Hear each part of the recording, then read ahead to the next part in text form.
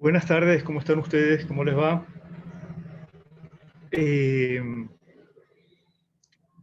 bueno, quería hacer como dos previos. Em,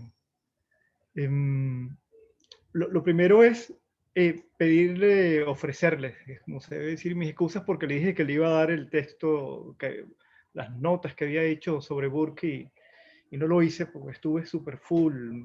Mm, Tuve que corregir unos trabajos, unas tareas de dos cursos, tuve una tesis en la Escuela de Filosofía que tuve que leer más o menos apresurado. Nada, me compliqué mucho, pero este texto que vamos a ver hoy ya está, ya no son mis notas a lo loco, sino tiene un orden, se los voy a pasar, un poco las referencias. Lo segundo es que preguntarle, hablando de tareas, que me imagino porque nadie me preguntó, que todos decidieron optar por la opción de trabajo final. ¿Mm? Eh, Podríamos, a estas alturas, hoy que terminamos Burke, si alguien todavía quiere hacer las tareas pequeñas, más cortas, pero más continuas, o podría hacer, si se quiere, una mezcla de Addison y Burke. eh, y entonces pues lo haría sobre los otros temas. Eh, pero bueno, por falta de, creo que Emily solamente me preguntó, o Claudine, sobre la naturaleza de los trabajos estos pequeños, pero no sé si estoy entonces en lo cierto que, eh, Emily dice que quería hacer el ensayo sobre Addison y Burke. Está bien, chévere. Y por Eh, aquí, por lo menos yo, prefiero también el trabajo primero. Trabajo final. Bien. Eh, Bueno, vamos a continuar. ¿Qué leyeron, o qué pregunta tienen de lo que leyeron, de lo que vimos el jueves pasado sobre Burke? Vimos sobre todo el gusto.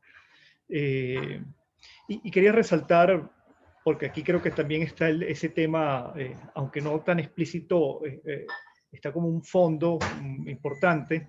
Esta idea que habíamos visto con el gusto, que comienza Burke señalándolo como esta facultad intermedia entre el entendimiento y eh, y la sensación, y muy relacionada a la imaginación, pero que posteriormente se va haciendo cada vez más intelectual y entra cada vez más el raciocinio, la razón, el entendimiento, como los llama Burke. Estos más o menos son sinónimos.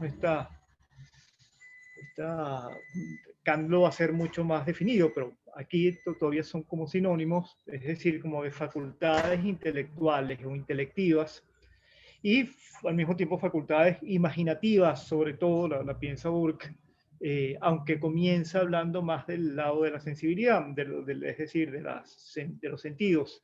En todo caso, todavía conserva esta relación hacia los sentidos, digámoslo así, hacia la experiencia, con la imaginación, con un acento importante en la imaginación, pero las últimas definiciones vimos que eran cada vez más intelectuales, más con relaciones hacia el entendimiento. Esto me parece importante, porque supone además una tensión que vamos a ver sobre, un poco también sobre todo lo sublime, eh, y que va a tener hasta Kant un reflejo, que es la idea fundamental, que la belleza la apreciamos de forma casi inmediata, es efectivamente a través de los sentidos, pero supone también, en el caso de Kant, vamos a decirlo así, una tendencia hacia el conocimiento que no suponga conocimiento. Más bien es lo que llaman el libre juego de las facultades. En cambio, en lo sublime vamos a ver esta necesidad de la reflexión, necesidad del pensamiento, que yo creo que es como lo más importante en él, aunque Burke no lo diga específicamente de esta forma.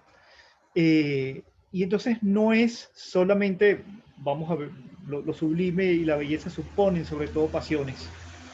Y hemos visto ya hablando del empirismo y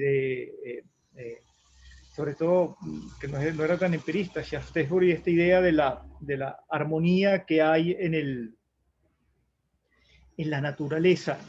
Y entonces las pasiones son el mejor índice para estar dentro de esta armonía, para guiarnos dentro de esta armonía. Los sentimientos, no es el intelecto, sino son los sentimientos. Por eso se llama, entre otros, el sentimentalismo escocés, porque los sentimentalistas escoceses son los que piensan que el sentimiento es lo que produce la mayor armonía.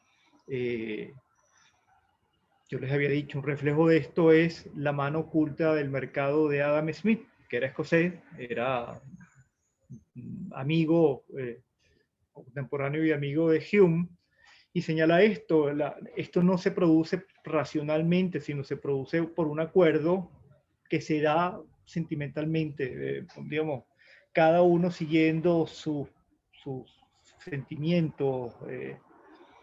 Y eso supone previamente no la economía, sino la teoría de los sentimientos morales de Adam Smith, esta idea de que lo primero, que también lo dice Burke aquí, en la sociedad es la simpatía, porque es lo que nos permite unir y es como el engrudo social. De modo que, digo esto para señalar que los empiristas tienen esta idea del sentimiento y se expresa en este sentimentalismo, pero lo que yo quiero como señalar un poco hoy es que también en la belleza, pero sobre todo en lo sublime, hay una idea hay la necesidad del pensamiento, hay la necesidad de la reflexión.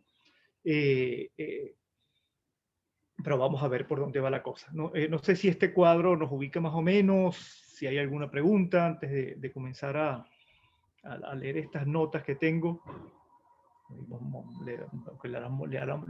La leamos juntos. ¿Comenzamos? Bien. Comencemos. Sí, profe. Repito, bueno, yo se las paso, ahora sí se las paso ahorita, porque bueno, las he revisado ampliamente. Pero vamos a leerla por ahora aquí. Vamos a quitar esto. ¿Se ven? ¿Se ven? Sí, se ven perfecto. Vale. Y ustedes no ven esta cosa donde están las imágenes. ¿Ven nada más el texto? Sí, solo se ve el texto. Porque yo veo la ventanita esta donde se ven algunos de ustedes. Bien. Entonces, volvemos a esta idea, voy a introducir de nuevo esta idea porque así lo comienza Burke, esta idea de los placeres y las penas que son lo que está en el fondo de la belleza y lo sublime. Yo puse en inglés, yo leí la traducción esta que les envié, que me imagino que han leído ustedes, y entonces puse en el original los términos en inglés porque a mí me gusta más el dolor, pero no quise poner dolor como traducción de pain, porque, bueno, así está en el libro y iba a crear una confusión si ponía dolor en vez de... Pero entonces por eso lo pongo entre paréntesis, como en este caso, ¿no? Fíjense, lo primero como interesante es que Burke habla aquí de ideas. Son ideas simples que no se pueden definir. Y entonces quiere señalar aquí con esto ideas. Recuérdense que en la experiencia, incluso la experiencia intelectual, no solamente en el caso de los empiristas, la experiencia se puede dividir en dos campos. La experiencia externa, la que viene a través de los sentidos, y la experiencia interna, que son fundamentalmente sentimientos y pasiones, pero también son, y en Kant van a ser, la conciencia que tengo de que estoy pensando ahorita, que estoy hablando con ustedes y estoy pensando en tal y tal cosa y tengo tales recuerdos, eso también es experiencia interna. Es decir, uno no puede decir que el objeto de la racionalidad, la suma de 2 más 3 es una experiencia, pues es un proceso racional más bien. Pero el saber que estoy sumando es una experiencia. Yo tengo la conciencia, igual que tengo la conciencia de que tengo un edificio frente a mí, porque lo veo, es lo que llamamos ver, tener conciencia de algo que afuera. también tengo conciencia de que estoy pensando, estoy recordando y tengo tales sentimientos y tales pasiones, ¿no? Ahorita no tengo pasiones, pero tengo sentimientos. Entonces, la experiencia tiene estas dos caras, siempre, la experiencia interna y la experiencia externa. Digamos, siempre digo en la modernidad, por decirlo de alguna, por poner algún, en Descartes sucede esto, ¿no? Descartes tiene ideas y al mismo tiempo tiene pasiones, tiene sentimientos. Lo que va a dudar es de la verdad de esas ideas y la verdad de esas pasiones, pero no dudo de que las tenga. Bien, entonces, cuando Burke habla aquí de ideas simples, esto puede relacionarse también con pasiones, con sentimientos. ¿No? Claro, esas pasiones, y lo habíamos visto cuando hablábamos de cuando Burke habla hablando del gusto, de que las pasiones son respuestas en la interioridad nuestra a cosas que pasan afuera, es decir, a motivos que suceden. Por ejemplo, lo vamos a ver, el amor tiene que ver con cosas que yo veo que me parecen bellas. ¿Mm? Digo a propósito que me parecen porque no son bellas en sí mismas, sino me parecen bellas. Y entonces la respuesta pasional es amor. ¿Mm? Eh, entonces, o también pueden ser con respecto a configuraciones del cuerpo. Vamos a ver que el temor produce tensión en el cuerpo. En cambio, el amor produce debilidad, vamos a decirlo así, plasticidad, suavidad en el cuerpo. Pero también, pues, formas del cuerpo producen en nosotros pasiones. La tensión, al ver una cosa horrible, esto produce una tensión en el cuerpo y eso produce la respuesta afectiva, que es el terror. ¿No? Pero Burke diría esta cosa que es muy interesante. Primero tenemos la tensión en el cuerpo y el terror es como reflejo de eso que pasa en el cuerpo, no solamente de lo que veo, sino es como una representación de mi cuerpo. Y esto lo dice de forma muy notable un neurocientífico de origen portugués norteamericano que se llama Antonio Damasio, en un texto maravilloso que se llama, lo voy a poner ahorita en el chat, que se llama En búsqueda de Spinoza. Spinoza es el filósofo holandés de origen judío, y señala esto importante, que nuestros sentimientos son mapas del cuerpo, de estados del cuerpo. Es decir, piensen esto cuando uno se despierta muy entusiasmado, con ganas de hacer cosas, como muy contento. Eso es como el reflejo en nuestros sentimientos de que algo así, todo está bien, mi cuerpo va bien y mi relación del cuerpo con respecto a la realidad. En cambio, si me siento mal, estoy triste, estoy deprimido, eso habla de cosas en el cuerpo que esto no implica que este mapa se hace conscientemente, pero cosas que en el cuerpo no andan bien. ¿Mm? Piensen al mismo tiempo cuando tomamos bebidas alcohólicas que nos hacen sentir bien, alegres. Bueno, porque hay un mensaje ahí que mete el alcohol en nuestra configuración en el cerebro que te hace una imagen como si estuviese bien la cosa, que a lo mejor no está tan bien, pero uno se siente muy bien y tiene como un reflejo equivocado del cuerpo, o alterado al menos, ¿no? Por el alcohol que estás tomando, por el vino, etcétera, o por las drogas. Entonces esta idea de Burke es como muy interesante porque muestra que el cuerpo produce imágenes, el estado de nuestro cuerpo produce imágenes en nuestra mente, y eso es, por ejemplo, el terror. ¿No? Y sucede también al revés. Sentimientos nuestros producen formas de conformidad del cuerpo. ¿No? Y entonces los pilares, como decía, son placer y dolor. Que esto siempre ha sido fundamental en el empirismo. Sobre el placer y el dolor fundan también la moralidad, ¿no? Es moral aquello que me produce, es bueno aquello que me produce placer, y es malo moralmente aquello que me produce dolor o pena, ¿no? O sufrimiento. Sí, entonces no hay, porque los empiristas, casi todos además, son bastante agnósticos, y entonces piensan que la única referencia que tenemos sobre la moralidad es nuestro propio cuerpo y nuestra propia subjetividad. De modo que aquello que sea placer o produzca dolor es la mejor guía para saber qué es lo bueno y qué es lo malo moralmente.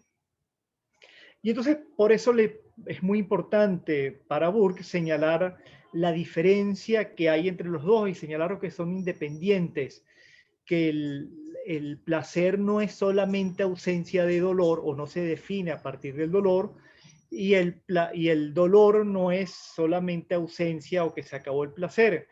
Y por eso señala que lo que está más bien en el medio, es decir, cuando se nos produce un dolor, no es que se eliminó un placer que teníamos, de la mayoría de las veces lo que tenemos es indiferencia, ¿no? Que también es bastante curioso esto, ¿no? Algo así como que nuestro estado normal es indiferencia y puede tener momentos de placer y momentos de pena, pero no hay lo que suponían algunos, que era contrastes entre cuando tengo dolor es porque ha desaparecido el placer o el placer supone la negación del dolor. Y sobre todo es importante por el deleite.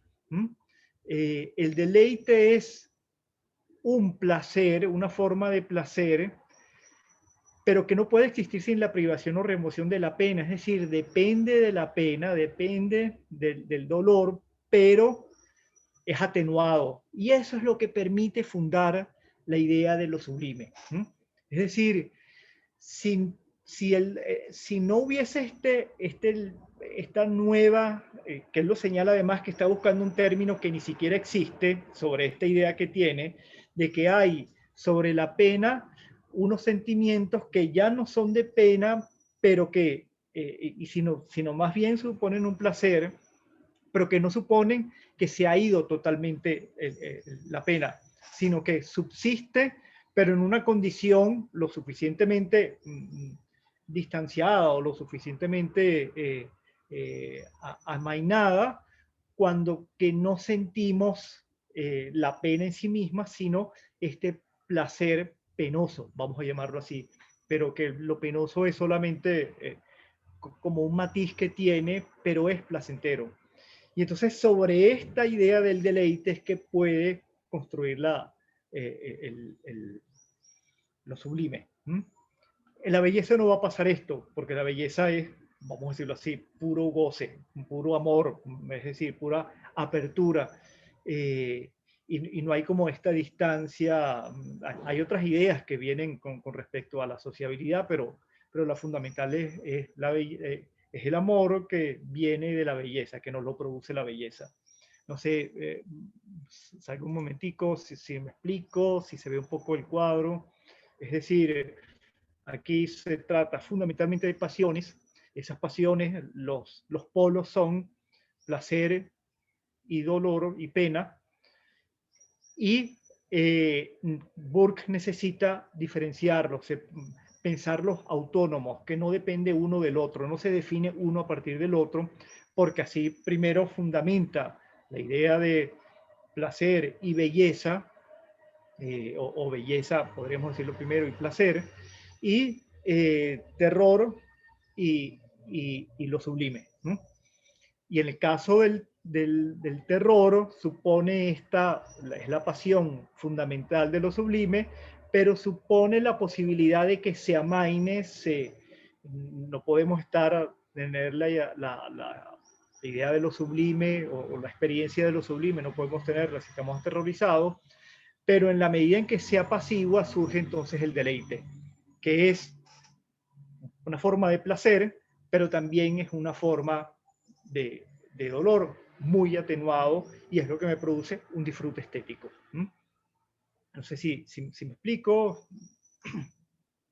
¿Alguna pregunta? Bien. Si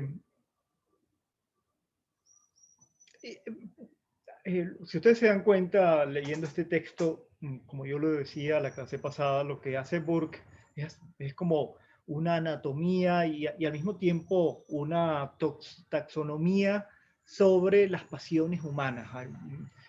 Digo primero como una anatomía porque nos va a explicar incluso cuáles son las relaciones con respecto al cuerpo, pero sobre todo está describiendo algo así como más una anatomía del alma, cuáles son las pasiones y como les digo, está casi inventando pasiones nuevas. Es decir, este deleite, él dice, yo voy a usar este término que se usa poco en el idioma, en inglés de la época, pero lo va a definir, lo va a usar para definir esta pasión muy rara que supone placer, pero en la que todavía hay una pena, algo de pena, ¿no? Pero con respecto a la pena hay una distancia, ya no está presente de forma absoluta, ¿no? Es decir, no ocupa.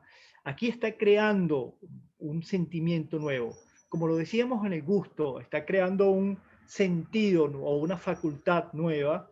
En esta anatomía que hace, está describiendo también anatomía psicológica, digamos, la anatomía de nuestra alma, está haciendo también una, no solamente como digo, como tratar de ver una fisiología y una anatomía nueva, sino también haciendo lo que señalaba ahorita, una taxonomía, que es ordenar y jerarquizar cuáles son las pasiones más importantes y cuáles son las que se originan a partir de ellas o se derivan a partir de ellas, y al mismo tiempo cuáles son las causas, lo que él va a llamar las causas últimas, que producen esas pasiones, que es fundamentalmente la idea del cuerpo. Pues, ¿no? Ahí está el cuerpo, y esto no es obvio que tiene que ser así en un empirista. No, creo que no diría, recuerden esto que decíamos con Descartes. Descartes también hace, a pesar de ser un racionalista, el tratado de las pasiones del alma.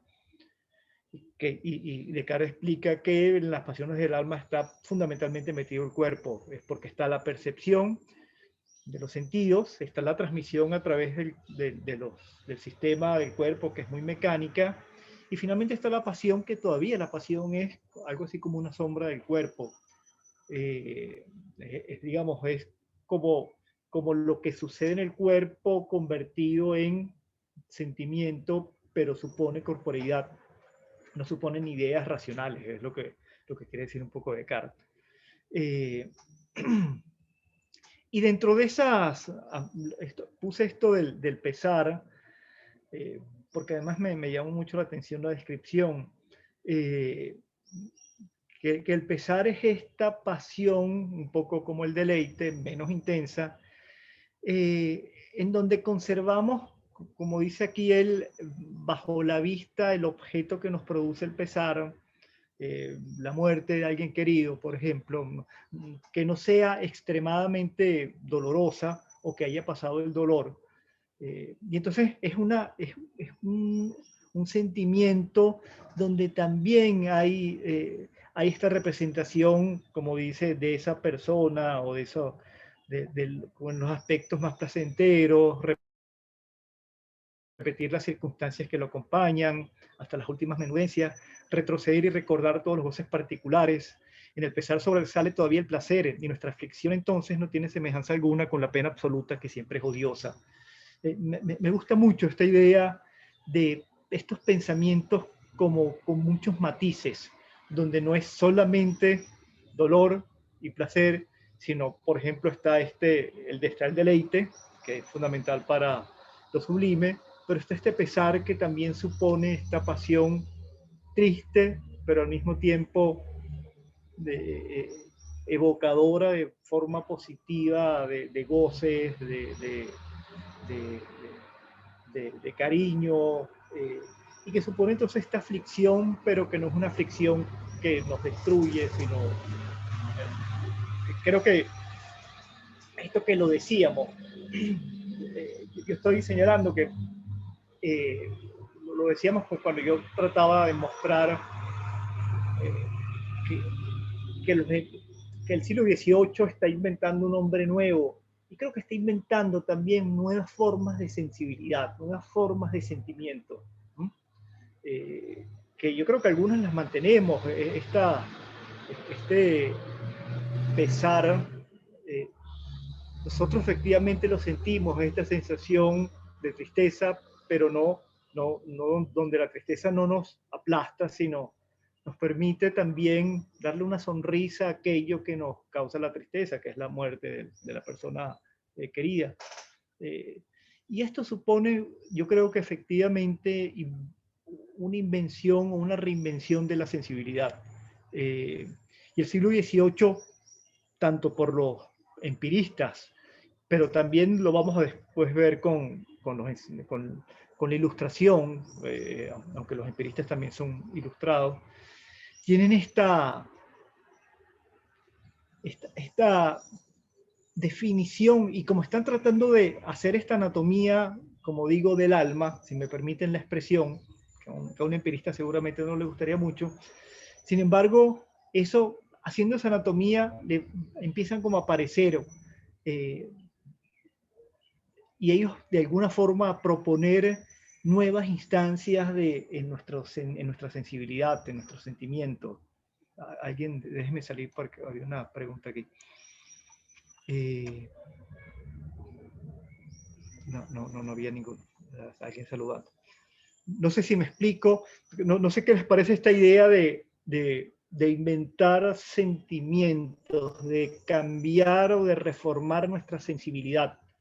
Que aquí lo hemos visto un poco con Addison y con Burke, pero también uno lo puede pensar, bueno, esta es la misma idea de lo sublime, es nueva, es decir, lo sublime existía, lo hemos visto con esta referencia de Longino, pero como una de las formas de la retórica. Aquí se trata de un sentimiento, de una experiencia con respecto al mundo, una experiencia que entra dentro del lado de lo estético, de la parte de la estética, y va a ser tan importante esto que hace Burke aquí, que eso es lo que va a formar la idea de lo sublime en Kant, que es muy, muy importante.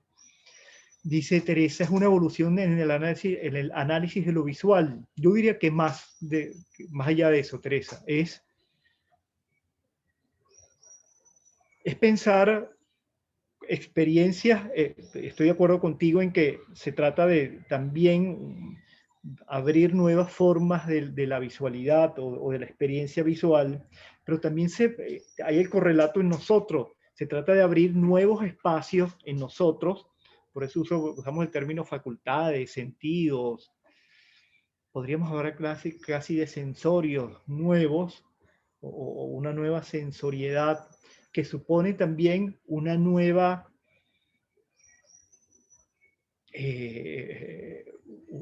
capacidades para recibirlo y para formarlo, además, ¿no? Es decir, nuevos sentimientos que atienden a nuevas formas de pensar y de sentir. Por lo tanto, uso el término alma porque todavía está de moda en esa época, pero podríamos hablar de mente, podríamos hablar de subjetividad, redimensionar la subjetividad. Yo les hablaba del texto de Harold Bloom, Shakespeare, La invención del hombre. Y la tesis de Harold Bloom, voy a poner el libro que ponía de Damasio aquí. La tesis de Harold Bloom es que los personajes, ya no puedo hacer dos cosas al mismo tiempo. Los personajes de Shakespeare inventan nuevas formas digamos, Shakespeare inventando sus personajes también inventa muchas formas nuevas de ser humano, y que es el humano moderno. Vamos a pensar que uno podría pensar en Shakespeare como el Renacimiento. Está creando nuevas formas de pensar, de sufrir, de disfrutar, que no existían hasta ese momento. Entonces uno podría pensar que esto está haciendo en este caso los empiristas que hemos visto, Addison y Burke, están haciendo un poco esto también. Y bueno, es tan importante y es tan, no sé, como productivo, que lo llevan también, lo usan no empiristas, sino más bien ilustrados, digamos, del continente, que son más intelectuales, que son más casi idealistas como Kant, ¿no? Pero no sé qué piensan de esta idea, que, bueno, también puede ser muy rara, pensar que no tenemos todos los sentimientos desde el principio, sino van cambiando y se van creando nuevas sensibilidades y nuevas formas. Y en el siglo XVIII creo que se hace esto de forma muy eminente. No lo creo yo, lo dice mucha gente. Creo que es interesante el impacto de alguna manera que ha tenido esa estructura de pensar los sentimientos como en cosas un poco, incluso que uno pensaría lejanas, ¿no? Por ejemplo, todo el tema del desarrollo mental infantil, por decirlo de alguna manera, tiene mucho de eso, ¿no? Como de cómo los niños crean en sí emociones a partir de lo que van experienciando con su cuerpo en la vida, ¿no? O sea, como Correcto. existen los celos desde que se nace o los celos aparecen a partir de cierta edad, a partir de ciertas experiencias, de ciertos puntos de inflexión, ¿no? Y es un ejemplo un poco básico, puede serlo, pero al fin y al cabo es como un impacto que tiene esa misma manera de ver y pensar el mundo, ¿no? Como una cosa que no es innata, sino que Sí, es a la vez colectiva, pero subjetiva. así es. Está buena esa tensión de colectivo y subjetivo, porque subjetivo no significa individual particular mío. También supone no solamente colectivo en el sentido de social, sino histórico, es decir, cultural. Hay sentimientos producidos culturalmente. Sobre esta época hay esta cosa que decía Talleyrand, que fue canciller de Napoleón, que él decía, los que no conocen, los que no vivieron el ancien régimen, digamos, antes de la Revolución Francesa, no saben lo que era la vida bella, no saben, nunca sabrán lo que era el buen vivir, ¿no? Digamos, claro, esto lo podían decir los ricos y los aristócratas y tal, pero había una forma de vivir que, piensa Talleyrand, ya se perdió, ya no existe. Yo creo que hay algo de eso, no es tan descabellado esta cosa. Pero supone también esto, entonces lo colectivo es que tenemos sensibilidades que se van transformando, van cambiando, se van perdiendo y surgen otras. Eh, es decir, esto uno lo podría pensar igual a la racionalidad. Sí, nuestra racionalidad la tenemos porque además el cerebro no ha cambiado en 50.000 años, desde que somos humanos ya serios, vamos, y humanos eh, tal como somos ahora, hace 50.000 años, el cerebro no ha cambiado de modo que no hay una nueva forma, digamos, un aparato nuevo, algo así. Pero sí hay formas de racionalidad distintas. Alguien decía una vez, el hombre de las cavernas podía hacer derivadas integrales. Bueno, primero no las necesitaba hacer, pero habría que preguntarse si un hombre de las cavernas tú lo agarras de su mundo, de las cavernas, y les puedes enseñar derivadas integrales. Seguramente no, porque no tiene la formación cultural que hace falta para eso. Esto, por cierto, las derivadas y las integrales las inventó Leibniz y Newton menos de un siglo antes de lo que estamos hablando ahorita. Y la inventaron unos tipos que eran absolutamente geniales. Ahora lo estudia cualquier chamo en primer semestre en la universidad que esté estudiando ingeniería, ciencia, economía, algo así. Es decir, ya está como culturalmente metido en nosotros de alguna forma bueno, además nos enseñan cosas desde el bachillerato para poder llegar a eso. Entonces la racionalidad se va acomodando. Pero efectivamente, es decir, nadie hasta el siglo XVI, XVII había inventado el cálculo infinitesimal, derivadas integrales. No se había inventado, a pesar de que ya hacía como falta pensarlo. Y por eso estos señores, además esta cosa rarísima, dos personas casi al mismo tiempo lo inventaron sin mayor comunicación entre ellos. No se sabían hasta que presentaron sus resultados y se dieron cuenta que era lo mismo, ¿no? Pero eso quiere decir que en la racionalidad también hay cosas que aparecen que no aparecían antes, ¿no? Eso lo vemos claramente con las teorías, pero con los sentimientos pensamos que no, que los sentimientos los tenemos todos ya listos desde el principio. O esto que señalas tú, Valerie, que todos ya tenemos odio, amor, tristeza. Eh, yo solamente después que nació mi hija tuve un sentimiento de ternura que no había tenido antes. Claro que sentía ternura por cosas, pero una ternura así como como del fondo del cuerpo o del fondo del corazón, por decirlo, no tengo como palabras como decirlo, que es absoluta, así que me llenaba de todo. No lo tuve hasta que tuve a mi hija. Eso esto que señalabas tú en la vida de uno. Aquí estamos hablando de la vida, bueno, iba a decir de la vida de Occidente, especialmente de Europa, pero, pero bueno, y ya podemos pensar que no sé si es la vida de todo el mundo, donde seguramente han cambiado estas pasiones y han cambiado la forma de señalarlas, etc.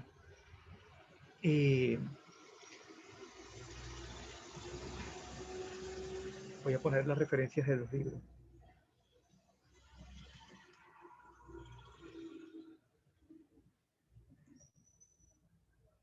Estos textos yo los tengo, si alguien está interesado, lo subo, no sé, al Padlet, algo así. Los dos de su lado son textos maravillosos, aunque sean distintos. Pero estoy pensando, son distintos, pero también tienen esta cosa de mostrar novedades, ¿no? Esta idea de Spinoza maravillosa de que nuestros sentimientos están íntimamente relacionados con el cuerpo, que es dice Damasio, es lo que nos han dado el resultado de las investigaciones nuestras ahora, que es con un escáner que registran en vivo la actividad mental, nos dicen que la cosa es así. Spinoza, Sí. yo leí Spinoza hace mucho tiempo, muy por encima, empezando la carrera, pero también es interesante porque Spinoza tiene toda esta idea como panteísta, ¿no? Del cuerpo y la conexión con el resto de todo el universo y las cosas, etcétera. Entonces pensar en los sentimientos que son a la vez anclados en el cuerpo y el cuerpo anclado a todo lo demás es interesantísimo. ¿Cómo no? Sí, sí, sí. Claro, porque también el cuerpo está conectado con todo, pero también el entendimiento, pues, ¿no? O un entendimiento que sepa pensar de forma adecuada. Está también el orden digamos, de los cuerpos y el orden de los pensamientos va como en paralelo, ¿no? Si funciona bien, porque bueno, hay gente que no, o hay cosas que, vamos a ver, Burke tiene una cosa parecida. Esos gobiernos que están fundamentados en pasiones negativas como el temor, eso es muy espinociano, ¿no? Yo no creo que Burke haya leído a Spinoza, pero va en consonancia con aquello del sentimentalismo inglés, ¿no? Gobiernos que se manejan por pasiones. Spinoza decía que hay los gobiernos tiránicos eh, ponen en la gente pasiones tristes, que bueno, que son la tristeza, que es el miedo, que es, ¿cuál es la otra? Miedo, tristeza, bueno, y estas cosas como venganza, cosas así, y esas son formas para dominar a la gente, pues, ¿no? En cambio, los gobiernos que promueven pasiones alegres, expansivas, son libres por sí mismos porque la gente, mientras más pasiones felices tiene, más libre es. La felicidad es libertad en Spinoza, ¿no? En última instancia. De modo que un gobierno que te proponga felicidad nunca puede ser tiránico, ¿no? Porque lo que está promoviendo es la libertad en la gente. Bien, pero una cosa que me parece importante aquí es esta relación entre pasiones, que está mucho, que son las protagonistas, pero esto que quería señalar y manténganlo ahí, vamos a verlo, esta idea del pensamiento, ¿no? De la reflexión, del entendimiento. Aquí esto juega un papel importante. Porque claro, eso está en sordina debido a estas características de los empiristas que estamos viendo, que son sentimentalistas o están imbuidos un poco por el sentimentalismo, por el empirismo, que es fundamentalmente esta idea del, de, del sentimiento es lo más importante. Lo señala Locke, lo señala Hume. Yo les decía esto, Hume que lo escribió a los 20 años, un tratado de la naturaleza humana donde comienza hablando del entendimiento. Y dice, esto no es lo importante, el entendimiento, pero es importante saberlo porque a partir de las ideas que tenemos es que nosotros tenemos sentimientos. Y para tener buenos sentimientos tenemos que tener buenas ideas. Pero es sobre todo por la moral, no es porque finalmente nuestras ideas producen sentimientos, piensa Hume, ¿no? Y las cosas que yo, no sé, si yo pienso que el otro es mi enemigo, entonces voy a crear como lo decíamos a propósito de Thomas Hobbes, voy a pensar en pelear con el otro. Bueno, ¿por qué vas a pensar, revisar la idea por qué el otro es enemigo, a priori? Algo así. Entonces, los empiristas es muy central esto del pensamiento, del sentimiento, perdón, y por supuesto entonces ponen en sordina la idea de la racionalidad. Hume dice, nuestra racionalidad no dirige nada de nuestro campo práctico en general y sobre todo nuestra moral.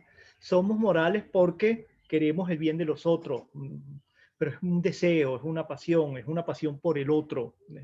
Esto lo decía un sacerdote anglicano, un pastor anglicano. El sentimiento es la pasión, la moral es la pasión por el otro. No por mí. La pasión por mí sería el egoísmo, pero la pasión por el otro es moral y esa es la moralidad, ¿no? Esto va a ser distinto, lo vamos a ver con los enciclopedistas y con Kant sobre todo, ¿no? Pero aquí hay entonces esta racionalidad puesta en sordina, sin embargo tiene un papel muy importante, lo vamos a ver sobre todo en lo sublime. Vamos a seguir. Y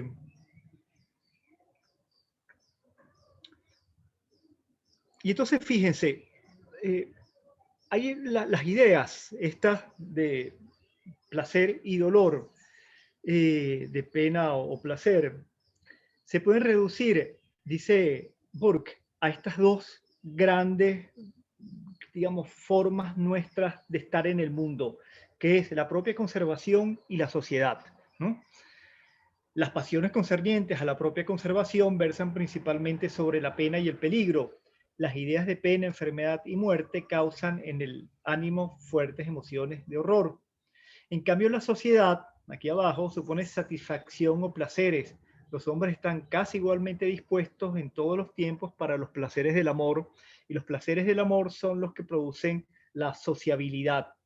Fíjense, dos cosas importantes aquí en esto que me parecen que vale la pena señalar. La propia conservación habla de nosotros particularmente, de nosotros centrados en nosotros mismos.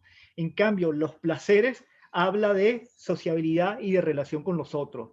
De modo que lo que surge de estas ideas en nosotros, o de estos objetos que son la conservación nuestra y la sociedad, son de alguna forma, yo no diría que contrarios, pero son distintos. Uno atiende a nuestra propia supervivencia y otro atiende a la posibilidad, a la sociabilidad. Ellas se mezclan, por ejemplo, en la simpatía. La simpatía supone en Burke, y como ya lo decía también en Adam Smith, supone simpatía, en griego etimológicamente significa estar con el patos, es decir, con el sentimiento del otro. Puede ser sentimiento de alegría o sentimiento de dolor. Pero la simpatía, en este caso, es un sentimiento social. Lo que señala Burke es que lo que fundamenta la sociedad o la sociabilidad es el placer, es el amor. Eso es esa es la primera forma de construir la sociabilidad. Además lo dice, la primera forma del placer es el placer del cuerpo, es el placer que busca la reproducción. Esa es la primera estructura de salir de mí hacia el otro, ¿no? Pero después entonces está ese placer que es mera concupiscencia, como se decía en esa época, deseo, lo diríamos nosotros con Freud, y bueno, hay formas de decirlo más ordinarias que no lo voy a decir aquí. Ese deseo, ese placer, es una forma también de salir de nosotros mismos y buscar al otro, y esto lo podemos ver incluso en los animales, ¿no? Pero después entonces hay esta forma mucho más elaborada, que es totalmente humana, y en esto se equivoca Burke, porque ya sabemos que animales superiores, sobre todo primates superiores, la tienen, que es el estar con el otro no por no por reproducirse, ni siquiera por sacar algún beneficio nuestro, sino porque nos gusta estar con el otro, ¿no? Y ese es el amor en el sentido amplio, que supone entonces es el primer cimiento de la sociedad. Para Smith el primer cimiento de la sociedad es, al contrario, la simpatía.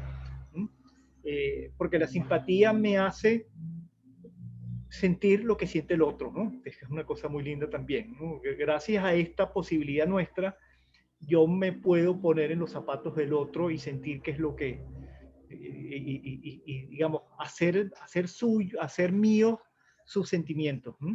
Y por lo tanto, hacer mío, lo va a decir Smith esto, las razones por las cuales tiene ese sentimiento. Entonces yo indago por qué siente de esta forma u otra. Y eso funda la sociabilidad. En el caso de Burke es el amor. Pero fíjense que se trata de dos perspectivas distintas. Y obviamente fundada en una, en el dolor, en el terror, la conservación, y otra en el amor y el placer, la sociedad. Una es evidentemente expansiva y otra es, más bien nos concentra en nosotros.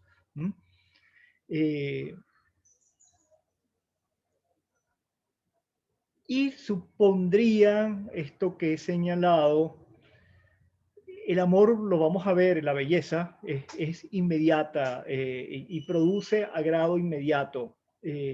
Y estas sensaciones, estas pasiones que acompañan la sociabilidad, como es la simpatía, por ejemplo, también son formas, vamos a decirlo así, como muy naturales nuestras. Vamos a ver que lo sublime no pareciera nada tan natural y por eso yo señalo que hay una mediación intelectual ahí que no hace explícita Burke, en el sentido que hay que tener conciencia de que aquello que me produce terror ya no es capaz de destruirme, realmente de acabarme. Y entonces la sociabilidad parecería como más natural, más espontánea, y como también la conservación y el salir corriendo, pero Burke no habla aquí del salir corriendo, sino cuando el terror se amaina por la distancia o por nuestra comprensión, entonces surge un placer estético que es lo sublime. Efectivamente, Burke señala que lo que causa terror es inmensamente más poderoso, vamos a verlo ahorita, que todos los placeres juntos, pero en eso creo que tiene razón, pero y por lo tanto es más fuerte, es más imperativo en nosotros. Y por eso el terror supondría el preocuparme por mí mismo. No sé, pienso estas cosas tan feas que se ven, o que uno lee o ve por ahí, de la gente que aterrorizada deja a seres queridos detrás, pues, ¿no? Entonces, salvarse primero ella. Vamos a ver lo sublime, entonces. Vale la pena leerlo más o menos en extenso. Todo lo que resulta adecuado para excitar las ideas de pena y de peligro, es decir, todo lo que de algún modo es terrible, todo lo que versa acerca de objetos terribles u obra de un modo análogo al terror, es un principio de sublimidad. Es un principio, ¿no? No es lo sublime, pero es un principio. Es decir, lo sublime aparece como posibilidad de pensamiento, de experiencia estética a partir de de objetos terribles, del terror, de peligro, ¿no? Esto es, produce la más fuerte emoción que el ánimo es capaz de sentir. Nada, dice Burke, es tan fuerte como el terror. Estoy convencido de que las ideas de pena son mucho más poderosas que las que nos vienen del placer, lo que generalmente hace que el dolor en sí mismo, si se me permite decirlo así, sea más doloroso, es que se considera como emisario de este rey de los terrores. El rey de los terrores es la muerte. Todos el terror es tan terrorífico, el terror tiene dos cosas, el dolor que me produce, pero también lo que yo pienso que me puede producir, que es que finalmente me puede matar. Y eso, esta idea de la potencia del terror y al mismo tiempo la posibilidad de pensarlo, median nuestra vida. Burke pone el ejemplo nadie quisiera tener toda una vida de felicidad si sabe que va a morir con sufrimientos espantosos, ¿no? Lo dice a propósito el rey de Francia. Y a lo mejor yo quisiera vivir con menos placeres, pero no morir tan aterrorizado. Porque la sola idea de que aunque sean pocos momentos de terror, nos paraliza mucho más que pensarlo al revés. Ah, bueno, ahorita tienes un sufrimiento, pero vas a tener una larga vida de placeres. Eso no lo sé bien. Los placeres se muestran, valga la redundancia, placenteros, apetecibles, etcétera, pero no sé si vale la pena mucho sufrimiento. Eh, entonces señala Burke, cuando la pena o el peligro están demasiado próximos, son incapaces de causar algún deleite, obviamente, ¿no? Es tan fuerte el sentimiento del terror y del dolor que no vamos a tener ninguna forma deleitable. Aquí deleitable apunta a ninguna idea estética y son terribles simplemente. Pero a ciertas distancias y con ciertas modificaciones pueden ser y son deleitosos. Y entonces yo quisiera como quedarme un poco en esta idea de ciertas modificaciones.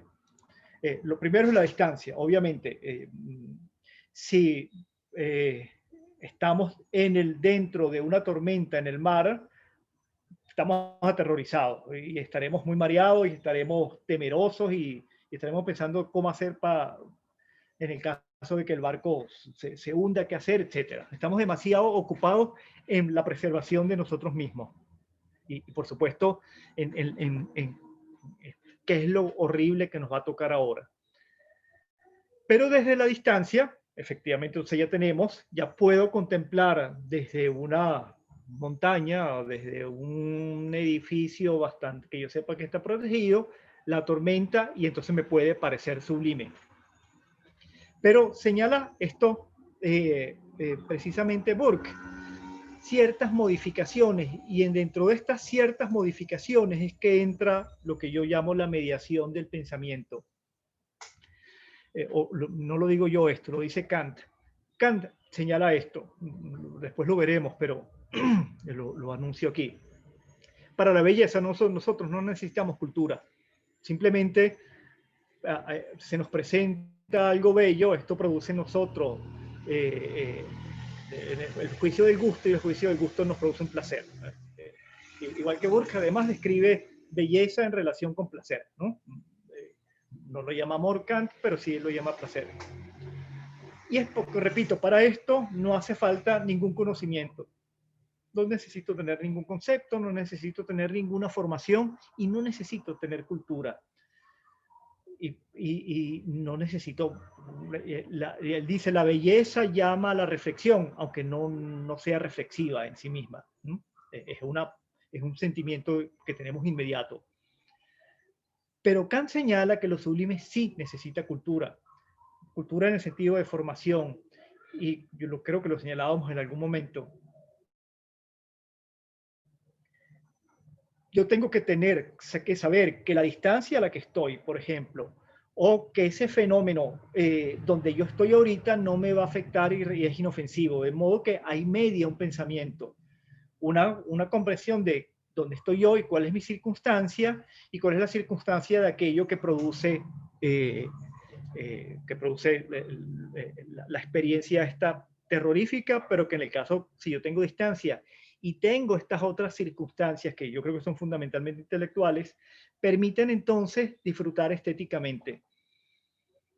El ejemplo de Kant es el de los truenos. Alguien que tenga la formación que sepa que los truenos o una tormenta eléctrica no nos va a afectar si estamos bajo ciertas condiciones, pudiera disfrutar de la tormenta eléctrica. Pero quien no la tiene, y hay mucha gente incluso ahora que no la tiene, se asusta muchísimo con los truenos, etcétera, no tiene experiencia estética porque está aterrorizada, no tiene experiencia de lo sublime, de ver una tormenta, los rayos cayendo y los truenos sonando. A nosotros, hablo por mí aquí, nos parece estéticamente interesante esto, pero no le puede parecer a aquel que tiene miedo a los rayos y a los truenos, ¿no? Kant también lo pone con respecto, creo que lo habíamos hablado, de ciertas montañas en Suiza, hay unas formas, al no culto piensa que las montañas le van a caer encima y el paisaje suizo, estos valles muy enclavados entre montañas altísimas, le puede dar un terror espantoso porque, bueno, van a pensar, se va a caer la montaña, se va a caer la nieve, me va a sepultar y tal. Y solamente que tenga una cultura puede saber que, bueno, la montaña se puede caer, pero no se va a caer ahorita, no, ya, si se cae además no te va a afectar si estás en ciertas posiciones, por lo tanto puedes disfrutarlo estéticamente. Pero lo que quiero señalar es que la distancia, porque la distancia ya supone la reflexión, el saber que la distancia, por ejemplo, es adecuada. Pero aquí hay una mediación que es intelectual, que es la posibilidad, Kant la llama cultura, yo la llamaría como la posibilidad reflexiva de conocer nuestra condición, nuestra situación en ese momento, situación espacio-temporal, pero también los efectos de aquello que causa el terror. Es decir, la tormenta, si estoy en este lugar, la tormenta que está en el mar no me va a afectar. Eh, Aunque cayera una avalancha de esa montaña nevada en Suiza, estoy en un lugar donde aunque cayera no me hace daño. Eh, yo puedo estar, no sé, en la cascada y bueno, aunque sea muy alta, no no me va a producir ningún mal. Entonces supone siempre una mediación intelectual. No sé si me explico, si están de acuerdo con esto, porque aquí estoy dando un paso más allá de Burke, porque Burke no señala nunca esto, pero yo creo que sí es fundamental para poder entender, para poder tener la experiencia de lo sublime, para poder salir del terror que iba a decir nos paraliza, pero también nos puede hacer salir corriendo muy reflexivamente, a la posibilidad de tener un disfrute estético sobre aquello que todavía es aterrorizante, no deja de serlo. Y eso es una mediación intelectual, no es una mediación, no es solamente distancia, es lo que quiero decir. Sí, Emily.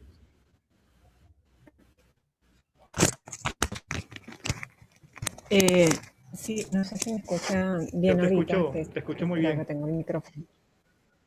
Ok. Te escucho chévere. Pues sí, yo tenía como dos ejemplos de arte, bueno, uno más reciente y uno más antiguo. A mí me pasó, y podrían todos unirse y quemarme en una pira después de decir esto, pero cuando se quemó Notre Dame, ¿no? Yo doy clases de historia del arte, ¿no?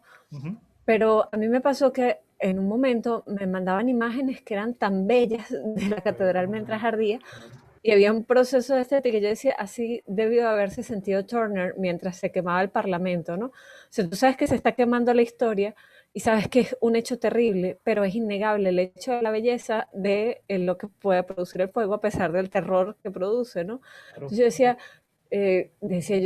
si comento esto la gente me va a matar, porque además yo amo profundamente a Víctor Hugo, a todo lo que puede representar Notre Dame, o sea, le encuentro la idea de la catedral, de cómo un pueblo se reúne para construir esta idea, pero al mismo tiempo era como un hecho sublime, ¿no? De esta belleza de algo arder. Pero también está el ejemplo de Monet, cuando su primera esposa murió, él dice que era el deber de un pintor retratar aquel momento de última belleza, ¿no? Él dice que toma distancia y hace el retrato de ella, ¿no? A pesar de que es un momento pues muy terrible. En cambio, en su segunda esposa, que fue como una relación diferente, él dijo que no pudo hacer un retrato, o sea, él no pudo tomar esa distancia estética, ¿no? Y producir una imagen, ¿no? Porque ahí no, él no podía ser pintor, ¿no? O sea, él no podía tomar una posición intelectual, si se quiere, ante un hecho que le produce terror, pues. Sí, sí. Sí, digamos, pues con esto que último que decía, yo no lo conocía, me parece como muy, además muy bello el cuento. No es solamente una posición intelectual, pero sí supone una forma reflexiva, es decir, en el sentido porque si el terror es tan fuerte como lo señala Burke, y yo estoy de acuerdo con ello, el terror nos copa, ¿no? tiene que haber, para que el terror no lo haga y venga una experiencia estética, no solamente la distancia que señala él, sino tiene que haber también la capacidad reflexiva. Yo, a propósito, he hablado de, para señalar, para añadirle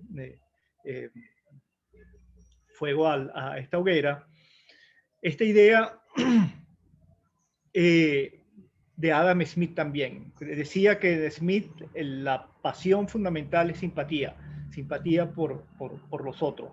Es lo que me permite relacionarme como el otro. Pero Smith después habla que inmediatamente de eso hay una cosa que él llama empatía, que también se niega a pensarlo intelectualmente, aunque uno puede pensar que es la razón que juzga, que evalúa, porque necesitas evaluar por qué el otro está llorando, por qué el otro está feliz. Tú sientes simpatía inmediata ante el dolor del otro y entonces dice Smith, creo que con razón te empiezas a sentir triste y empiezas a simpatizar en ese sentido, estar con el patos del otro, igual con la risa. La risa es como muy evidente, si todo el mundo está echando broma, es muy probable que uno termine también muerto de la risa. Pero dice Smith, esto tiene que ser juzgado, tiene que ser evaluado. Y entonces yo tengo que preguntarme por qué esta persona está triste, porque si está triste porque no pudo cometer un asesinato, la simpatía se me acaba, pues, ¿no? Y esto va a llevar en Smith a la idea muy importante, estoy hablando de la teoría de los sentimientos morales en Adam Smith, del espectador imparcial. Es decir, terminamos pensando en alguien que somos nosotros mismos, pero que se pone de forma imparcial para poder determinar cuáles son las circunstancias de la sociedad, de modo que somos fundamentalmente simpáticos, pero también tenemos esta forma reflexiva, porque si no, seríamos cómplices de crímenes horribles o de, no sé, de cosas, si no tenemos esta posibilidad de reflexionar. Y yo veo en Burke algo de esto, ¿no? Algo, la posibilidad de escapar de este manto terrible del terror, del dolor. No es solamente distancia espacial, tiene que haber como una distancia intelectual respecto a las pasiones para poder entonces sopesarlas y decir, oye, sí, a pesar de que es terrible, de que se está quemando Notre Dame, y a mí me produjo mucha tristeza, efectivamente, cuando se derrumbó en fuego el campanil cosa así que fue, wow, ¿no? También hay una cosa que es ahí como muy, muy poderosa también y que se convierte en sentimiento estético. Pero lo decíamos en la clase pasada, sentimiento estético siempre supone distancia.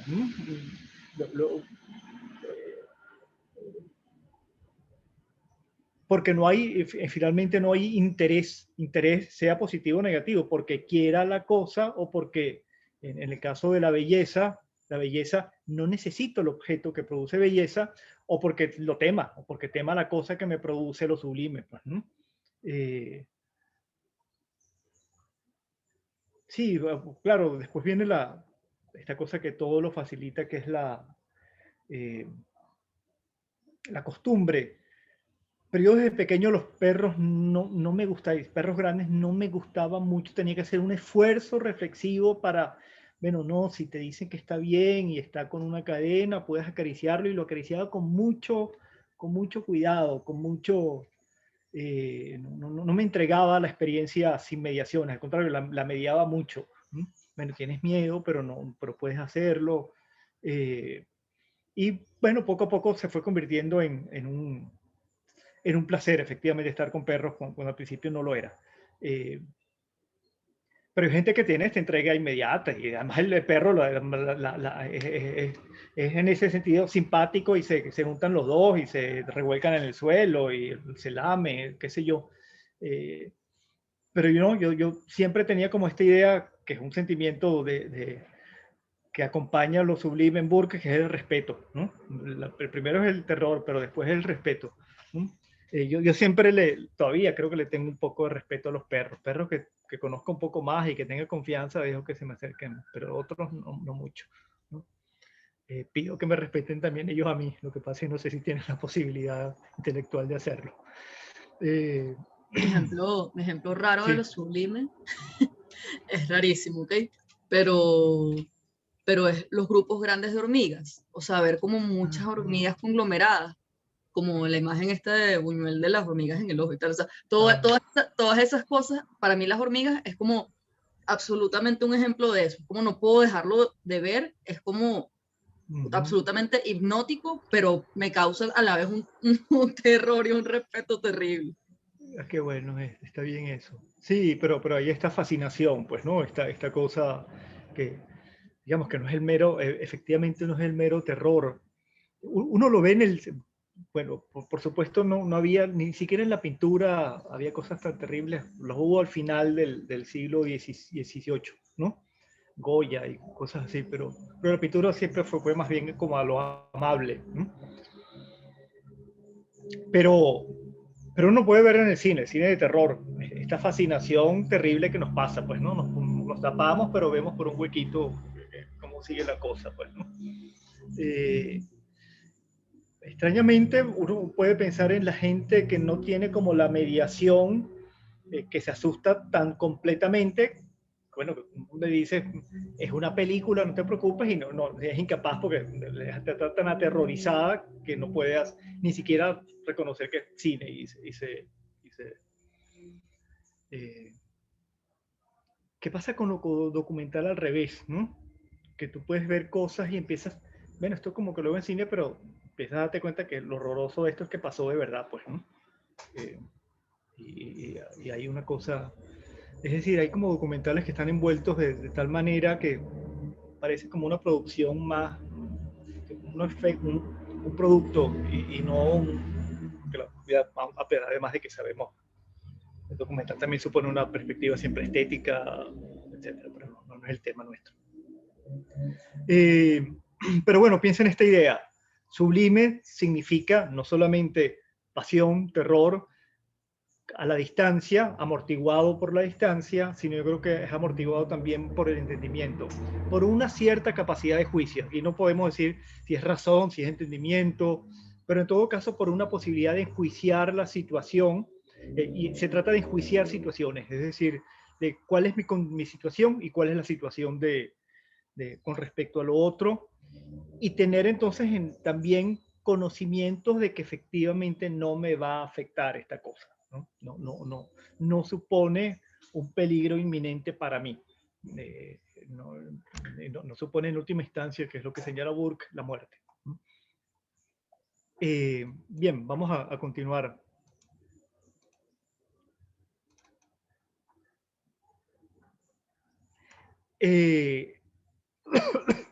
Y tenemos entonces, por otro lado, la sociabilidad.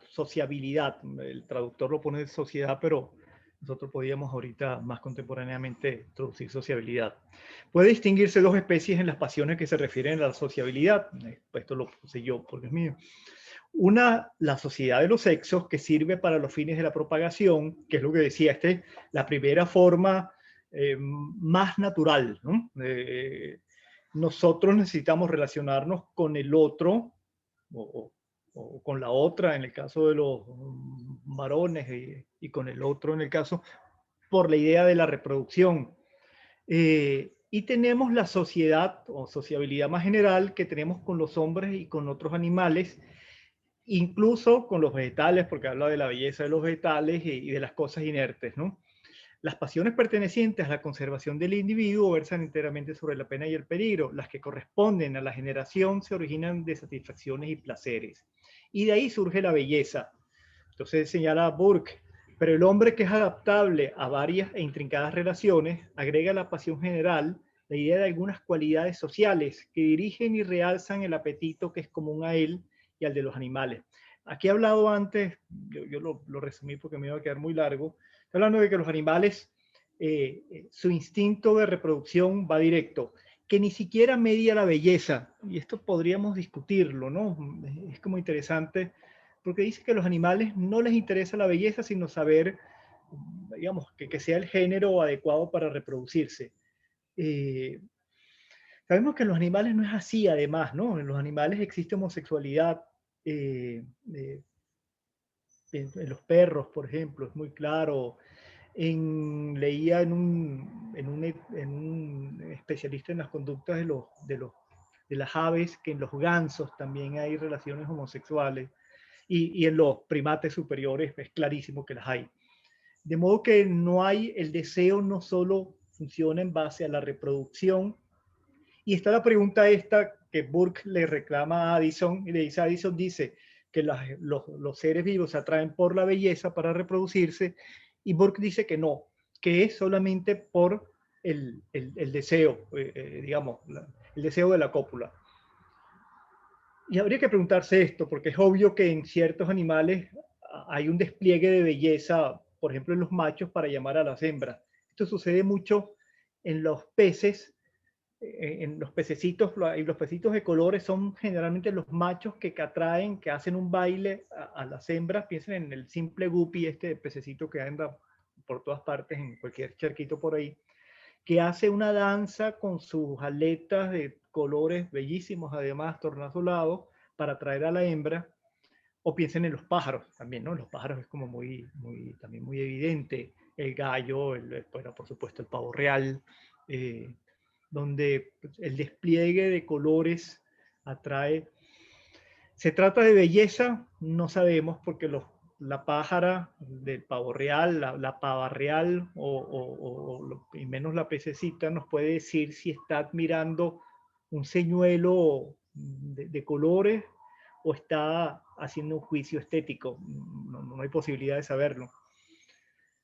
Pero también hay animales que, estoy un poco divagando, hay animales que pareciera no tener como mucha diferenciación, ¿no? Pienso una manada de perros detrás de una perra en celo, ahí como que no hay mucha elección estética, ¿no? Sino está el instinto de copulación como muy metido. Los gatos, pienso también. Es decir, pero bueno, esto es una discusión, sobrepasa nuestra. Pero en todo caso, de lo que se trata es esto, ¿no? Dice, nosotros añadimos a este sentimiento que tienen los animales, lo realzamos con preferencias distintas o sentimientos distintos, y esto por lo general debe ser alguna cualidad sensible. Ninguna otra puede producir su efecto tan pronto y poderosamente o con tanta seguridad. Entonces fíjense que aquí habla un poco de la belleza con esta idea de un efecto inmediato. Y por tanto, el objeto de esta pasión mixta, que yo llamo amor, es la belleza del sexo. Y aquí entonces entra sociabilidad no animal, sino humana, ¿no? Los hombres se inclinan al sexo en general por razones del sexo, del apetito, ¿no? Y por la ley común de la naturaleza, pero se aficionan particularmente, a ciertas personas por la belleza personal, ¿no? Ya no es por la belleza del género distinto para reproducirse, sino por la belleza en sí. Llamo a la belleza cualidad social, porque cuando las mujeres y los hombres, y no solamente ellos, sino también cuando otros animales nos causan algún sentimiento de alegría y placer al mirarlos, nos inspiran sentimientos de ternura y afecto hacia ellos, gustamos de tenerlos a nuestro lado y entramos voluntariamente en cierta relación con ellos. Y esto lo amplía Burke hasta las plantas. De modo que las sensaciones más fuertes que se refieren a los hábitos de sociedad particular son sensaciones de placer. La buena compañía, las conversaciones alegres y las caricias de la amistad llenan el ánimo de placer, y por otra parte, una soledad temporal es agradable por sí. Dice Burke, una soledad completa sería peor que la muerte, lo dice así textualmente, pero la soledad, en la medida que nos podamos apartar y volver a disfrutar entonces de estas deleitables sensaciones, la buena compañía, las conversaciones alegres y las caricias de la amistad, entramos de nuevo en el placer de la sociabilidad. De modo que podríamos decir que la belleza es una forma de sociabilidad, es una forma de apetito, vamos a decirlo así, pero que se transforma en social. Y nos produce entonces un amor que ya no es un amor sexual, ya no es una atracción sexual, sino se convierte en una pasión social, en un sentimiento social, pero que tiene su origen fundamental en el deseo, en última instancia, ¿no? Y aquí hay una cosa muy freudiana también, ¿no? Sí, Valerie, ¿querías decir algo? Que sí me recuerda a una cita, la voy a buscar en este instante, pero de Armando Rojas Guardia, del Dios de la Intemperie. Él tiene mucho sobre justamente como esta cosa de la caricia de la amistad. Voy a buscar la cita en este instante, ya, si quieres sigue y luego sí, y la dale, leo ya. Dale. Sí, hay una... Y esto pensándolo, ahorita que hablábamos de Spinoza, también es como muy espinosista, ¿no? Digamos, son pasiones que me acercan al otro. El acercamiento puede ser de los cuerpos, pero digamos, entre el acercamiento de los cuerpos y el acercamiento de esta frase tan linda, la caricia de la amistad, lo que hay es un continuum, ¿no? Vamos a decirlo así, un continuum que se hace.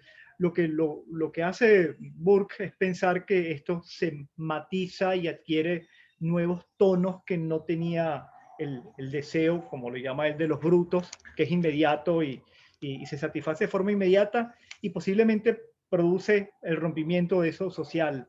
Eso hacerlo más complejo y darle esta cantidad de matices hace que la sociabilidad se haga más continua, se haga más continua, pero además al mismo tiempo más permanente como tejido, ¿no? Porque supone entonces encontrar en otros placeres que no encontraría si fuese solamente el interés reproductivo, vamos a decirlo así, el mero cuerpo, algo así. Ya la encontré. Sí. Ok. Dice, bueno, tengo una versión súper chiquita, pero voy y luego les busco la versión extendida. Pero dice Armando, pudo ser en el instante repentino en que una conversación con el amigo o la amiga se incendió impredeciblemente de una clarividencia compartida donde sobraban las palabras. Supimos allí entonces que también las almas tienen tacto y pueden tocarse. Bueno, eso, qué maravilla. Sí, efectivamente es así, ¿no? Y entonces lo que se trataría aquí es esto, que es como una idea, bueno, muy propia, como lo decía, del sentimentalismo escocés, que lo que nos une es una pasión, ¿no? Es la pasión del amor, además, que también tiene un continuo con esta cosa muy básica del cuerpo, ¿no? La reproducción, el deseo, la pulsión de deseo, ¿no? Así, por supuesto, no lo dice Burke, lo dice Freud, pero en nosotros hay una cosa también animal, no en el mal sentido, sino que es base para después tener una forma que es cultural, que supone matices de esto.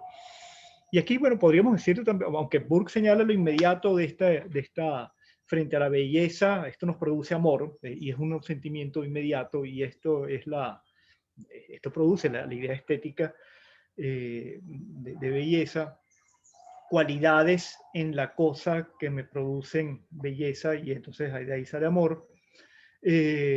Pero esto tiene un sentido que se hace mucho más complejo y que culturalmente es cultivable, vamos a decirlo así.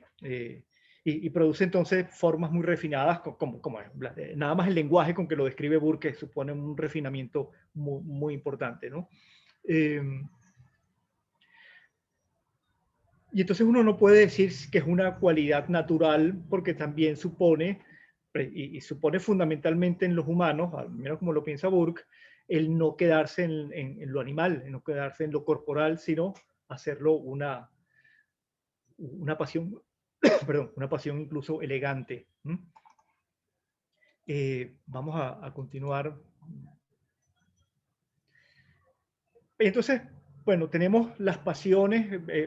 En la segunda parte habla Burke de qué pasiones fundan lo sublime y la belleza. Vamos a leerlo un poco más resumido esto. La pasión que produce lo que es grande y sublime en la naturaleza, cuando estas causas obran con mayor fuerza, es el asombro. Y el asombro es aquel estado del alma en que todos sus movimientos se suspenden con cierto grado de terror. En este caso, está el ánimo tan lleno de ese objeto que no puede dar entrada a otro alguno, ni por consiguiente razonar, castellano antiguo, sobre el que le ocupa. Es decir, el terror no supone la posibilidad reflexiva que señalábamos. En el terror estamos presa del terror, de esa pasión, ¿no? Después es que podemos, cuando ya no estamos bajo su dominio, podemos entonces hablar de la distancia y de la reflexión de la que hablábamos un poco más arriba. De aquí nace el grande poder de lo sublime, que lejos de ser producido por nuestros raciocinios, los anticipa y nos lleva arrebatadamente a ellos por una fuerza irresistible. El asombro es el efecto de lo sublime en su más alto grado. Los efectos inferiores son la admiración, la reverencia y el respeto. Y señala, ninguna pasión priva tan eficazmente al ánimo de las facultades que tiene para obrar y raciocinar como el miedo. Porque siendo el miedo una aprensión de la pena o de la muerte, de la pena es el dolor, obra de modo que se parece a la pena real, actual. Por consecuencia, todo lo que es terrible con respecto a la vista es sublime también, ya sea de grandes dimensiones, esta causa del terror ya no lo sea. El terror, más o menos claramente, es la principal causa de sublimidad. Esto de los gobiernos, aquí habla de la oscuridad, los gobiernos despóticos que producen una oscuridad social. Yo he señalado varias veces esta cosa de la... hablan y principalmente la del temor, apartan de la vista a su jefe cuando pueden. Esta cosa que en nuestro país los poderosos, no solamente políticos, sino económicos, no se muestran públicamente, no están en el espacio público. Uno no los ve, uno ve como sombras de ellos, la camioneta blindada totalmente oscura, la casa con el muro inmenso, inaccesible, que no sabes ni siquiera cómo es la casa que está detrás del muro. Suponen esta cosa como de ocultar, de oscurecer, vamos a decirlo así, el poder.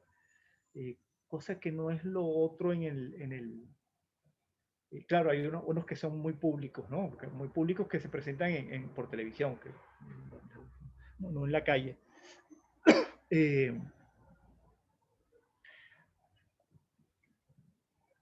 Y supone, Burke dice una cosa para acompañar esta idea de la reflexión, que señala que más las imágenes son menos sublimes que el discurso. Es decir, la pintura, estaba pensando sobre todo la pintura, para aterrorizarnos es más eficiente el discurso, la novela, la literatura, que la imagen. La imagen además es como muy inmediata y se acaba rápidamente la sensación que nos produce. En cambio el discurso nos abre esta idea de la reflexión, de la reconstrucción imaginativa, de ampliar, vamos a decirlo así, las pasiones, hacerlas como más pendientes todavía de la trama. Entonces aquí uno puede ver entonces cómo lo sublime, porque claro, estás leyendo literatura, estás viviendo una cosa horrible, supone esta posibilidad de reconstrucciones racionales, de mediaciones racionales, ¿no? Con esta idea muy inteligente, me parece a mí, de Burke, de pensar que el discurso, que el lenguaje, que la literatura producen este terror, este deleite de lo sublime, ¿no? Del terror, que ya no es el terror el que me lleva, sino el dolor matizado por la distancia, ¿no? En este caso, además, la distancia de la literatura, no estoy viviendo la cosa, ¿no?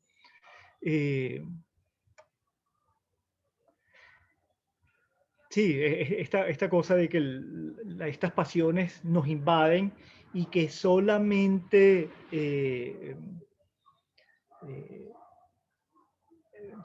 tenemos que tener conciencia de que no nos van a dañar para que ese tropel se amaine, vamos a decirlo así. El terror invade nuestra alma, la ahoga.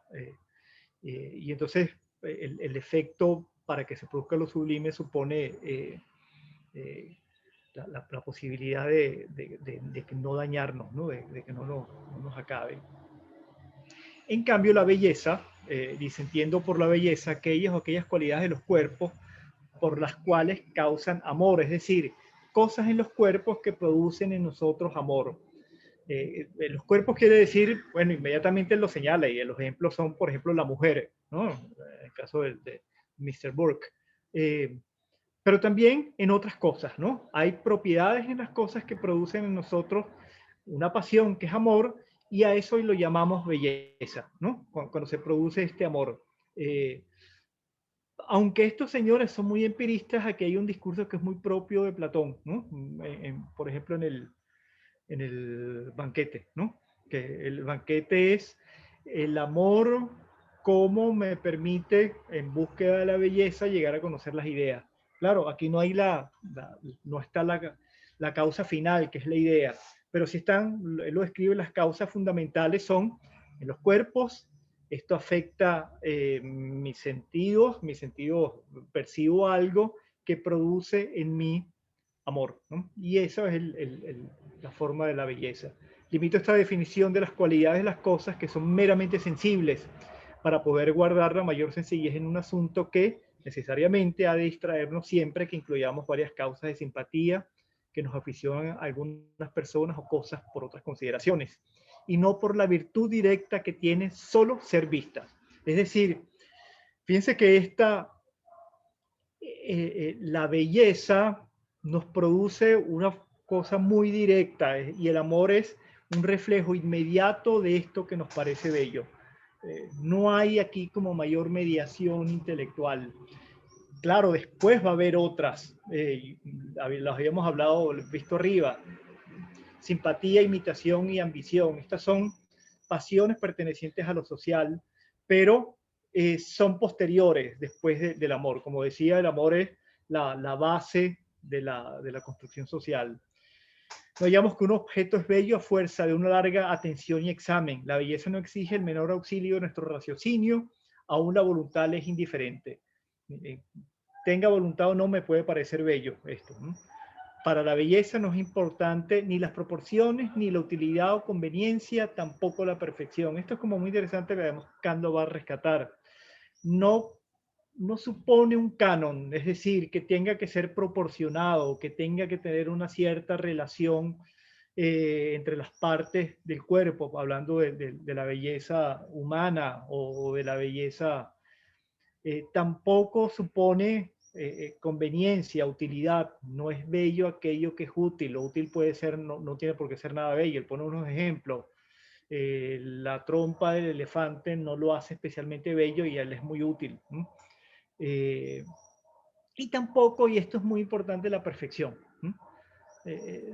No nos parecen bellas las cosas, y son bellas porque las amamos, porque sean perfectas.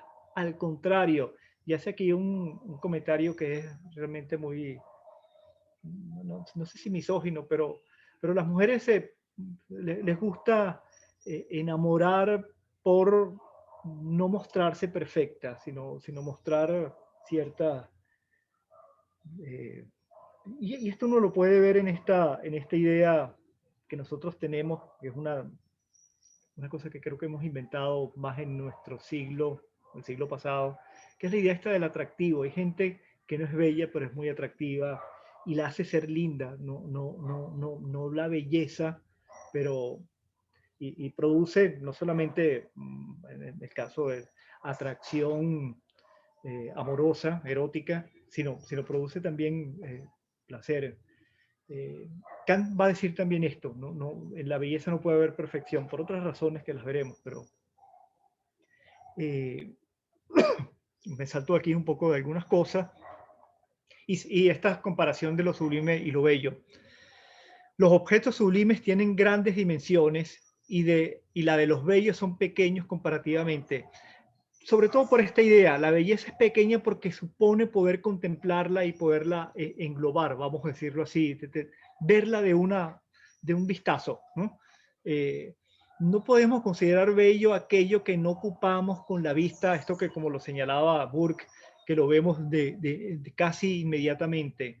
Y entonces lo muy vasto no se muestra como bello, sí se puede mostrar en cambio como sublime, porque precisamente hay algo ahí que nos inquieta, no sé si produce terror, pero que nos inquieta, que es la imposibilidad de saber sus dimensiones en lo que es muy grande, y por lo tanto no podemos calcular, dice Burke, el efecto que puede producir en nosotros.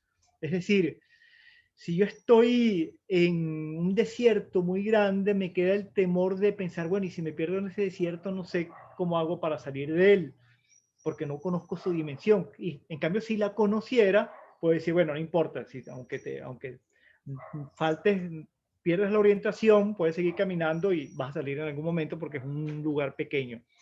Entonces, en ese sentido, las dimensiones, la belleza y lo sublime es muy importante para Burke, esta idea de la dimensión.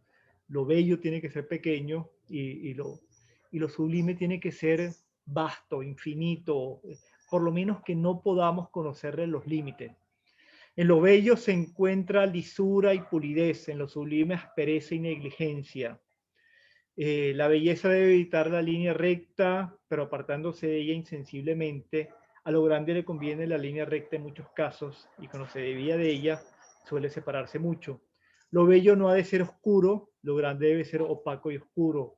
Lo bello debe ser breve y delicado, lo grande debe ser sólido y aún pesado.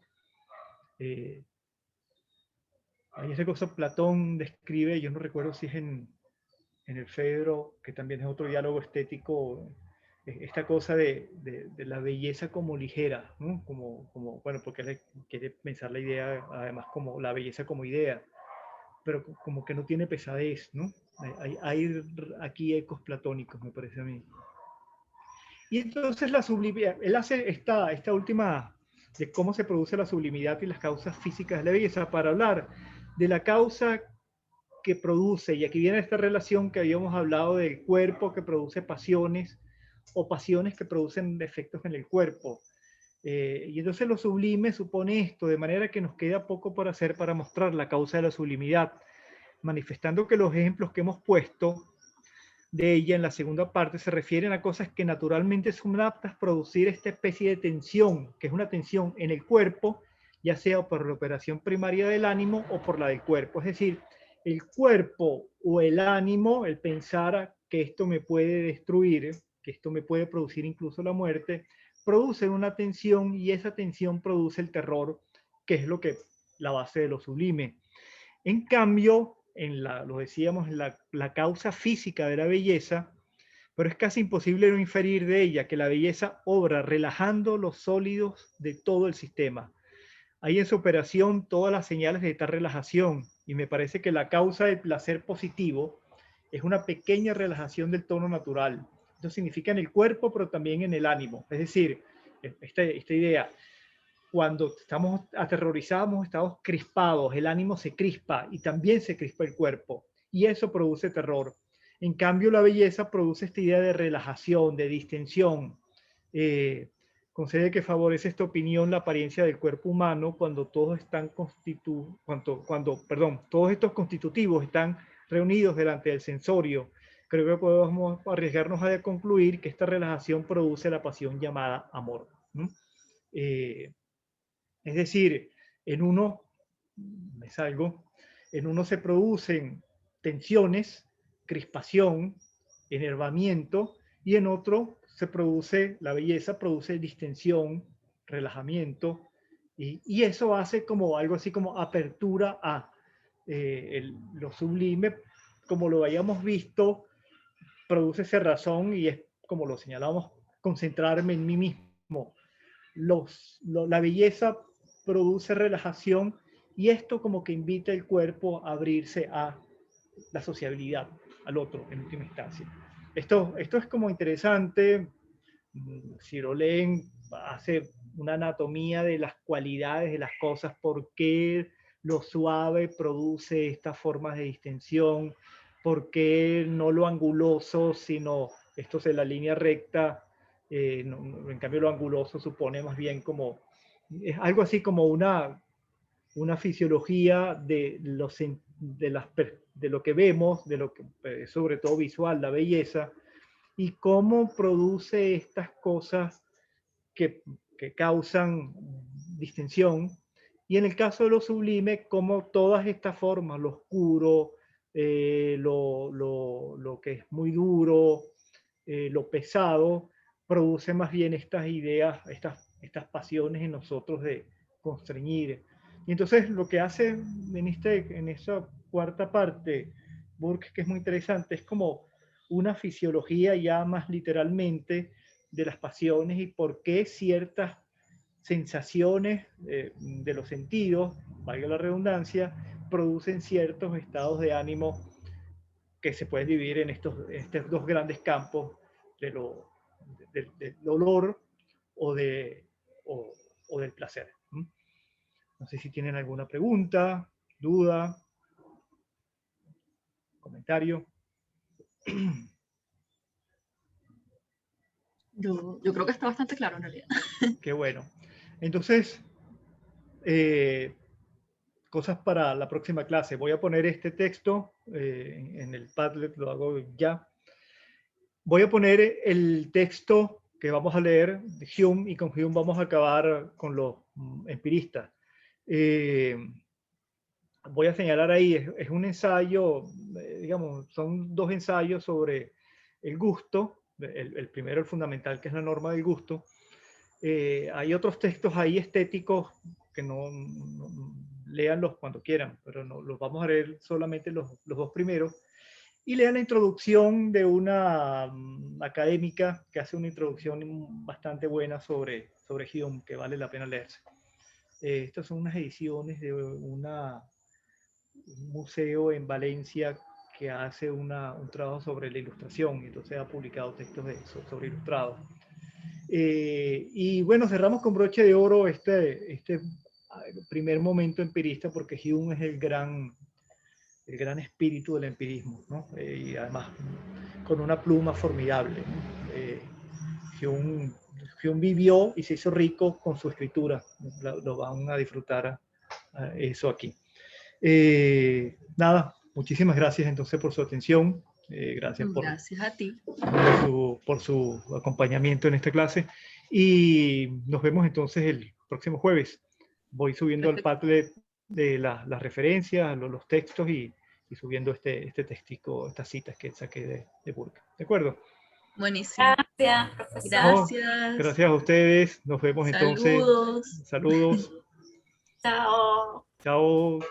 Chao, hasta luego.